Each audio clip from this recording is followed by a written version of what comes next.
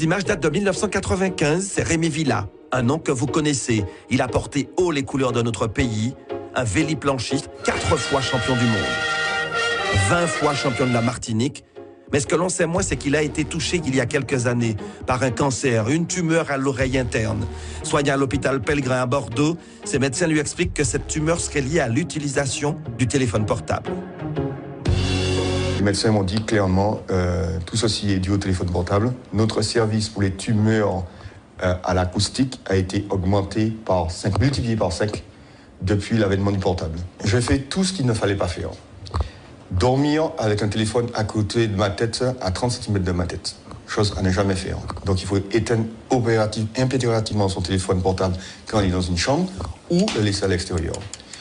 Deuxième chose, je téléphonais tout le temps en voiture parce que j'étais agent de fabrique. Donc le seul moment où je pouvais téléphoner, c'était en voiture. Donc j'avais un kit main libre, certes, mais toutes les ondes étaient dans la voiture. Et à Bordeaux, les spécialistes lui ont expliqué comment les ondes magnétiques du portable agissaient sur l'oreille interne.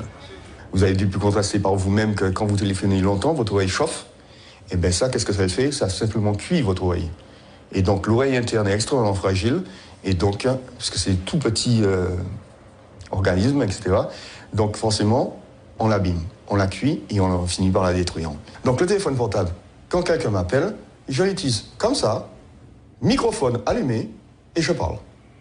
Ou bien, Loin de la tête. Loin de la tête, jamais comme ça.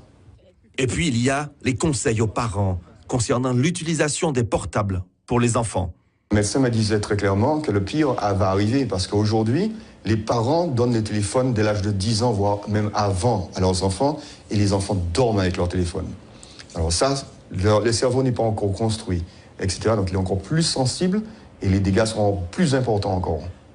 Et pour confirmer les propos de Rémi Villa, ce rapport de l'ANSE, l'Agence nationale de la sécurité sanitaire et de l'alimentation, rendu public la semaine dernière. Il recense les sources auxquelles sont exposés les enfants, Wi-Fi, jouets connectés, téléphones portables, tablettes. Mais ce que l'on apprend dans cette étude, c'est que des chercheurs japonais et taïwanais ont trouvé que ces ondes agiraient sur la santé mentale des préadolescents. Dépression, comportement à risque, tentative de suicide pourraient être provoquées par l'utilisation précoce de ces objets connectés. Et enfin, dernier conseil de Rémi Villa, éviter les portables dans les poches. Les ondes affectent également les organes génitaux.